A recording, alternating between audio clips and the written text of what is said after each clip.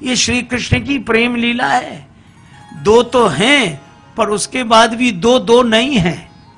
और तब क्या है, आहा, न नदी बची न समुद्र, न प्रेमी बचा न प्रेमास्पद, बस प्रेम ही प्रेम, प्रेम परम प्रेम ऐसा छा जाए। यह भगवान श्री कृष्ण की लीला की सुगंध है। रामचरितमानस में भी एक उदाहरण है। खरदूषण त्रिशिरा आदि राक्षस 14,000 राक्षसों को लेकर राम जी पर आक्रमण करने आया। राम जी ने लक्ष्मण जी से कहा, लक्ष्मण श्री जानकी जी को गिरी कंदरा में ले जाओ। क्यों? शत्रु मुझ पर आक्रमण करने आ रहे हैं। अच्छा एक बात बताओ, शत्रु आक्रमण करने आए तो अकेले रह जाओ? लक्ष्मण जी ने कहा मैं सहयोगी हूं, श्री सीता जी आपकी शक्ति हैं, आप इन दोनों को अलग कर रहे हैं। राम जी ने कहा कि हम बाद में बताएंगे, अकेले रह जाना ही ठीक है। सबको भेज दिया। लक्ष्मण जी भी सीता जी भी चले गए और राम जी अकेले। और जैसे ही राम जी अकेले, अब देखो राक्षस आए और उन्होंने देखा कि राम जी अकेले। भगवान ने इतना बढ़िया कौतुक किया, धनुष बाण नहीं उठाया, ना धनुष पर बाण चढ़ाया, ना। राम जी ने एक लीला की, सब में प्रकट हो गए। और जब सब में प्रकट हुए तो राक्षस एक दूसरे में राम जी को देखते और जैसे देखे ये रहे मारो, और उससे इनमें राम जी दिखे, अरे ये रहे मारो। भगवान देखते रहे और राक्षस आपस में युद्ध करके समाप्त हो गए। करी संग्राम रिपुदल लरी मर्यो, समाप्त हो गए। और कितना सुंदर संकेत मिला।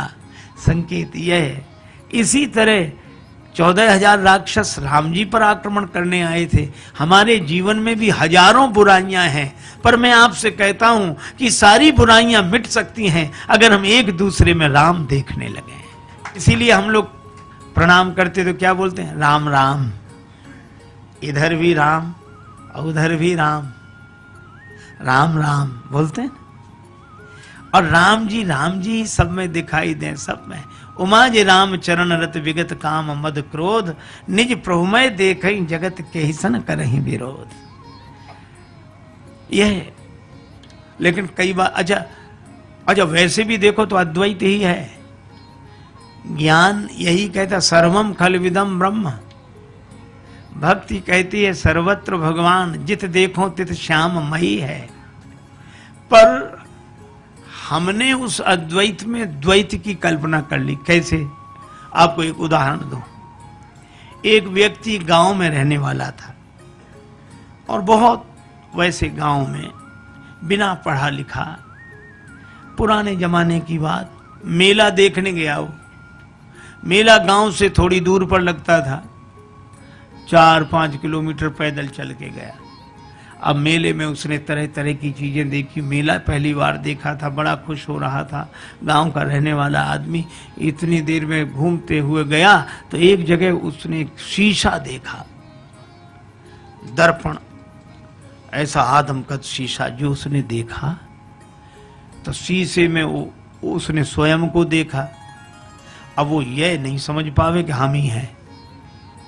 और शीशे में जैसे ही इसने देखा तो ये मुस्कुराया और हाथ जोड़ के बोला, भैया राम राम। तो उधर से भी मुस्कुराहट दिखी, भैया राम राम। इसने कहा वाह वाह, बड़े अच्छे भाई साहब हैं, पहली बार मिलने में भी इतने प्रेम से। अब ये कहे और भैया सब ठीक है, तो वो भी ऐसे कहे। बस दुकानदार से बोला ये भाई साहब कितने के दिए? दुकानदार ने सोचा चाहे कोई दर्पण समझ के ले, चाहे भाई साहब हमें तो पैसे से मतलब। बोले 2 रुपए के। तो मेले के लिए जितना खर्चा लाया था उसने 2 रुपए उसी को दे दिए और दर्पण हाथ में लिया। अब भाई साहब को बार बार देखे, बड़ा खुश हो। शीशा लेकर आया, बैठक में लटका दिया। अब वो तन मन धन दर्पण पे बारे, दिन में केतिक बार निहारे, अपनों स्वप्रिय साथी पाके, हेरे हेरे हर्ष आए। अब भीतर पत्नी के पास बैठे और थोड़ी देर में गए, अच्छा 1 मिनट रुको, अभी आया। फिर जाए, और भैया अच्छी तरह हो, बढ़िया है। फिर लौट कर आ जाए और मन में सोचे बड़े अच्छे भाई साहब हैं, ना खाते हैं ना पीते हैं और हमेशा मुस्कुराते रहते हैं, प्रसन्न रहते हैं, बहुत अच्छे हैं भैया, वाह वाह।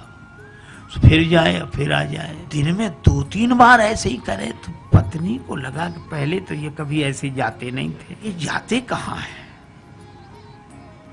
ठीक है, ये जब बाजार जाएंगे तब मैं देखूंगी। वो गए कहीं बाहर घूमने, पत्नी गई देखने कि देखूं तो क्या ये बैठक में क्या है जो बार बार। अब पत्नी गई तो वहां तो शीशा था और शीशे में जो पत्नी ने देखा तो उसे अपनी शक्ल दिखी। पत्नी बड़ी नाराज, अब मैं समझ गई इसी की वजह से आता है। इसने मुक्का ताना,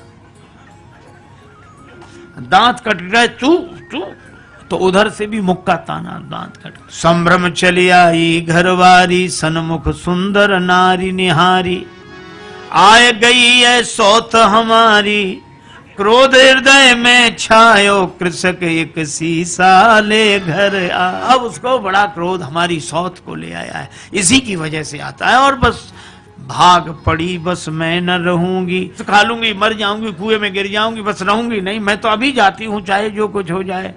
और रोना शुरू किया तो धाई सास बहू रानी, रुदन मचायो। उसकी सास दौड़ी, क्या हुआ बेटी, क्यों रो रही है, बहू क्यों रो रही है। बहू बोली, अपने बेटे की करतूत देखो, बैठक में किसको लाकर बिठाया है, और मैं तो रहूंगी नहीं, चली जाऊंगी। और सास बोली, नहीं मैं देखती हूँ, मैं देखती हूँ। अब सास गई और सास ने बैठक में जाके जो दर्पण देखा तो उसे बुढ़िया दिखाई पड़ी। दिखेगी तो सास क्या बोली, अच्छा आप हो भाई, राम राम। वो भी राम राम बोली। क्षमा करना, बहू समझ नहीं पाई। फिर बहू को डांट कर बोली, क्या कह रही है तू, बुढ़िया है, वृद्धा माता, हमारी उम्र की है, सेवा के लिए लाया होगा।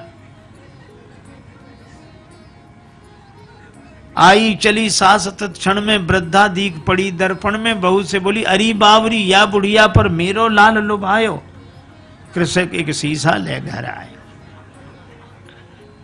अब बहू कहे कि नहीं नहीं, तरुणी है, और वृद्धा कहे कि वृद्धा है। अच्छा, दर्पण ऐसा जो सामने आ जाए उसी को दिखा दे। बहू सामने जाए, तरुणी देखो ये बैठी, ये बैठी, और सास कहे हट मैं देखती हूँ, वो देखे सो वृद्धा देखे। अब सास बहू का झगड़ा, सास बहू का झगड़ा, आके ससुर निवारो।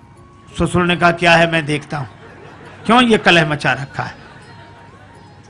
अब ससुर आया, ससुर ने कहा तुम दोनों अलग हो।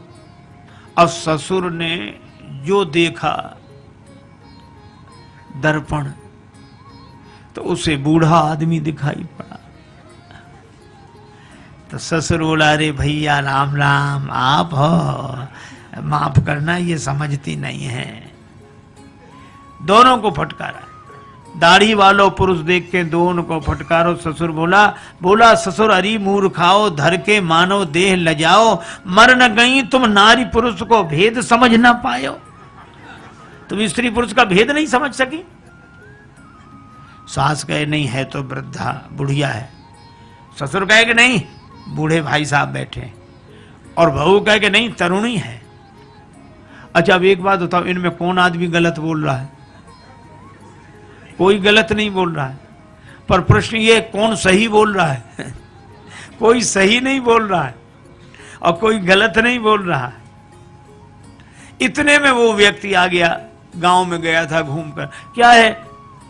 मां बोली बैठक में किसको बिठाया है? वो बोला हमारे भाई साहब हैं। बहू बोली भाई साहब है। एक तरुणी को लाकर बिठाया। वृद्धा बोली नहीं, वृद्धा है। और ससुर कहे, वो पिता कहे कि नहीं, वृद्ध व्यक्ति है। वो कहे नहीं, हमारी तरह युवक हैं। अब जो दर्पण के सामने जाए, दर्पण उसी का चेहरा दिखा दे। अच्छा, अब आप बताओ, शीशा से बनते शुभ दर्शन, तापे मचो घोर संघर्ष। और इसके हाथ में जाए शीशा, उसके हाथ में जाए, इसके हाथ में जाए, और ऐसे हाथों में जाते शीशा गिर गया, टूट कर टुकड़े टुकड़े हो गया। और जैसे ही दर्पण टूट गया तो दो बचे कि एक ही। फिर फिर दूसरा कोई था ही नहीं, न भाई साहब, न तरुणी, न वृद्धा, न वो वृद्ध व्यक्ति,